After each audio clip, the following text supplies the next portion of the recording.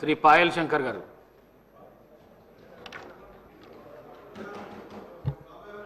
ధన్యవాదాలు అధ్యక్ష. ఈ పద్ధతుల మీద నాకు మాట్లాడే అవకాశం ఇచ్చినందుకు ప్రత్యేకంగా మీకు ధన్యవాదాలు అధ్యక్ష. ఈరోజు అన్నీ కూడా సంక్షేమ పథకాల గురించే ఉన్నది. సంక్షేమ పథకాల గురించి మాట్లాడేటప్పుడు ముందుగా ఒక 2 నిమిషాలు ఈ రాష్ట్ర ఆర్థిక వ్యవస్థ మీద మాట్లాడాలి. ఇంత గొప్పగా 3,04,000 కోట్ల రూపాయల బడ్జెట్ పెట్టుకొని సంక్షేమ పథకాల గురించి ఇంత గొప్పగా మనం చర్చించుకుంటున్నప్పుడు ఈ రాష్ట్ర ఆర్థిక పరిస్థితి ఇంత అధ్వాన్నంగా ఉన్న సమయంలో అసలు సంక్షేమ పథకాలు ఏ రకంగా అమలు చేయగలుగుతారు?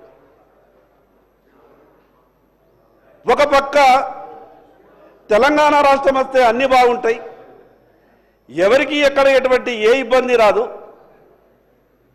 అంత గొప్పగా పోరాటం చేసి సాధించుకున్నటువంటి తెలంగాణ రాష్ట్రం ఇంత అప్పుల ఊబిలో కూరుకుపోయిన తర్వాత ఈ సంక్షేమ పథకాలు సరైన రీతిలో ఈ రాష్ట్రంలో అమలు జరగాలంటే ఈ రాష్ట్రంలో పనిచేస్తున్నటువంటి ఉద్యోగులు కూడా సంతోషంగా ఉండాలి అధ్యక్ష. లేకుంటే సంక్షేమ పథకాలు సరైన రీతిలో అమలు కావు. ఈరోజు ఉద్యోగులు సంక్షేమ పథకాల సంగతి అయితే దేవుడెరుగు.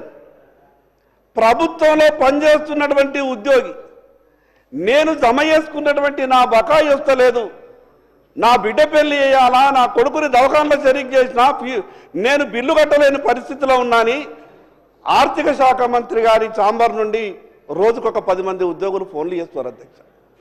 నేను ఎందుకు ఈ విషయం ప్రభుత్వం దృష్టికి తీసుకొచ్చే ప్రయత్నం చేస్తున్నానంటే అసలు ముందు ఈ రాష్ట్ర ఆర్థిక పరిస్థితి బాగుపడాలా, దాని కొరకు ఏం చేస్తున్నది ప్రభుత్వం?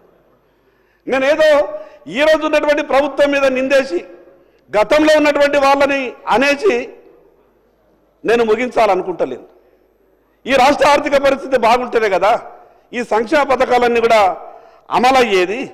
ఒక పక్క ఉద్యోగులేమో పాపం ఆ 310 జీవోతోని ఆ రకంగా ఇబ్బంది ఉంటే వాళ్ళు జమ చేసినటువంటి డబ్బుల్ని కూడా ప్రభుత్వం ఇవ్వలేనటువంటి దుస్థితిలో ఉంటే సంక్షేమ పథకాలు ఏ రకంగా అమలు చేయగలుగుతారో ఒక్కసారి ప్రభుత్వం ఆలోచించాలి అధ్యక్ష. ఇంత చిన్నాభిన్నమైతుంది తెలంగాణ రాష్ట్రం వచ్చిన తర్వాత ఈ రాష్ట్ర ఆర్థిక పరిస్థితి ఈ రకంగా తయారవుతుంది. అసలు జీతాలు ఇవ్వలేనటువంటి స్థితిలో సంక్షేమ పథకాలు అమలు చేయలేనటువంటి పరిస్థితిలో ఉంటామని ముందే ఆనాడు తెలిసుంటే అంతమంది అమరులయ్యేవారు కారు అధ్యక్ష. ఎంతో గొప్ప కలలు కన్నాం. మన తెలంగాణ రాష్ట్రం మనకొస్తే సమర్థవంతమైనటువంటి పాలకులు మన దగ్గర ఉన్నారు. సర్ప్లస్ బడ్జెట్తో మనమంతా కూడా వేరుపడుతున్నాం. గొప్పగా ఈ రాష్ట్రాన్ని పరిపాలించుకుంటామని ఎన్నో కలలు కానీ ఈ రాష్ట్రాన్ని సాధించుకుంటే 11 సంవత్సరాలలో ఈ రాష్ట్రానికి ఈ రకమైనటువంటి పరిస్థితి వస్తుందని ఎవరు ఊహించలేదు అధ్యక్ష. లేటెస్ట్ న్యూస్ తెలుగు మరియు ఇంగ్లీష్ అప్డేట్స్ కోసం ఇప్పుడే క్యూన్యూస్ అఫీషియల్ యాప్ ని ప్లే స్టోర్ నుండి డౌన్లోడ్ చేసుకోండి. సరికొత్త సమాచారాల కోసం క్యూన్యూస్ వెబ్సైట్ ని ఫాలో అవ్వండి. ఛానల్లో ప్రాంతీయ, జాతీయ, అంతర్జాతీయ వార్తలు వీక్షించండి. లైక్ చేయండి.